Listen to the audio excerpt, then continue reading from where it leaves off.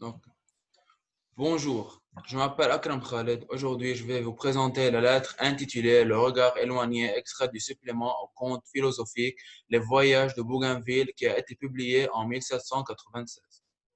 En premier lieu, Le voyage de Bougainville est un ouvrage qui nous ramène aux anciens voyages de l'époque du XVIIIe siècle, où les philosophes de Lumière ont commencé à réfléchir sur la différence entre les sociétés. Dans ce conte philosophique, Diderot, un grand philosophe de lumière et le pionnier de projet de l'encyclopédie, avait pour but de rassembler le savoir en un seul ouvrage et a défendu les grands principes de ce mouvement. Ce conte philosophique met en opposition le discours de vieux Tahitiens et le dialogue entre le vieillard et Bougainville, deux sociétés différentes, la société européenne et la société tahitienne. Maintenant, je vais lire le passage. Et puis, s'adressant à Bougainville, il ajouta, et toi, chef des brigands, qui t'obéissent, écarte promptement ton vaisseau de notre rive. Nous sommes innocents, nous sommes heureux, et tu ne peux que nuire à notre bonheur. Nous suivons le pur instinct de la nature, et tu as tenté d'effacer de nos âmes son caractère. Ici, tout est à tout, et tu nous as prêché je ne sais quelle distinction du tien et du mien. Nos filles et nos femmes nous sont communes. Tu as partagé ce privilège avec nous, et tu es venu allumer en elles des fureurs inconnues. Elles sont devenues folles entre tes bras, tu es devenu féroce entre les leurs. Elles ont commencé à se haïr, vous vous êtes égorgés pour elles, et elles nous sont revenues teintes de votre sang.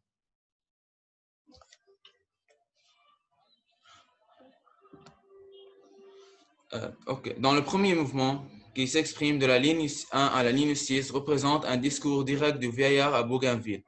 Il s'adresse à lui d'une tonalité très forte. Nous pouvons considérer ce mouvement comme un dialogue à travers de l'utilisation des guillemets et les deux points. Il interpelle et tutoie Bougainville. Ceci s'exprime par l'utilisation des apostrophes et du toi. Il utilise aussi des périphrases péjoratives. Chef des brigands compare Bougainville à un voyou. Il attaque Bougainville violemment en utilisant promptement, c'est-à-dire rapidement. Au contraire, il donne l'image positive, unique et solidaire des Tahitiens.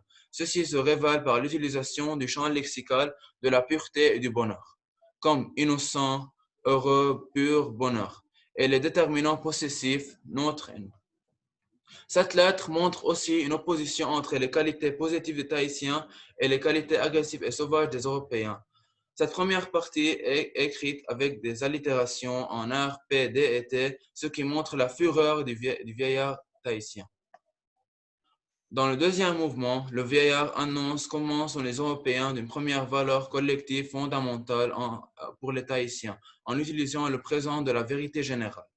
Et en utilisant aussi les termes possessifs, nous sommes, nos filles, nos femmes, montre le désir de possession des colonisateurs. De plus, euh, euh, l'autre a montré le champ lexical de feu, comme folle, allume et fureur, ce qui reflète que les Européens n'ont pas apporté aux Tahitiens que de la colère. Le vieillard aussi utilise de longues phrases avec des points-virgules exprimant un cumul de violence et de méchanceté des Européens. Dans la dernière partie de la lettre, l'auteur a montré que les femmes sont revenues teintes du sang pour exprimer une image expressive qui choque le lecteur. Enfin, dans ce discours polémique, le vieillard développe des arguments fondamentaux sur les grands principes des Lumières, qui sont l'égalité et la fraternité. Diderot développe une vision utopique idéale opposée à la colonisation européenne. L'éloquence de ce discours s'appuie sur de nombreux procédés.